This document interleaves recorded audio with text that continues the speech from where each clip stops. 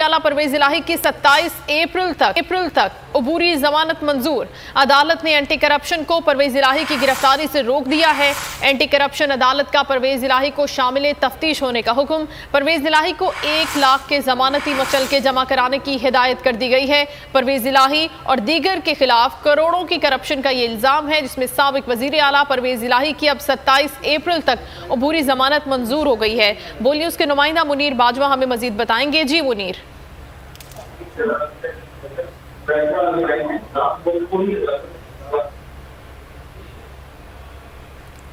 मुनीर, आपसे दोबारा राब्ता करने की कोशिश करते हैं, आपकी आवाज़ को सही तरीके से सुन नहीं पा रहे। परवेज इलाही के हवाले से आपको अपडेट कर रहे हैं। आला परवेज इलाही की 27 अप्रैल तक अबूरी जमानत मंजूर कर ली गई है और एंटी करप्शन केस है ये। मुनीर बाजवा, आप सुन पा रहे हैं हमें?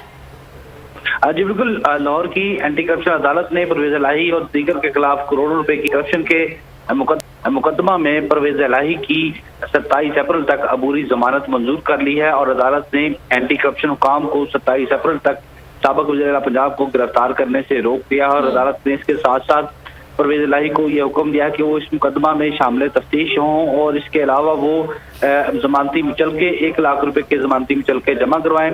एंटी करप्शन कोर्ट के जज अली रजा ने परवेज इलाही की इस दरख्वास्त पर समाअत की और परवेज इलाही की जानिब से अमजद परवेज एडवोकेट ने यह मौका अख्तियार किया कि परवेज इलाही को सियासी इंतकाम का निशाना बनाने के लिए। बहुत शुक्रिया मुनीर बाजवा, आगाह कर रहे थे आप हमें।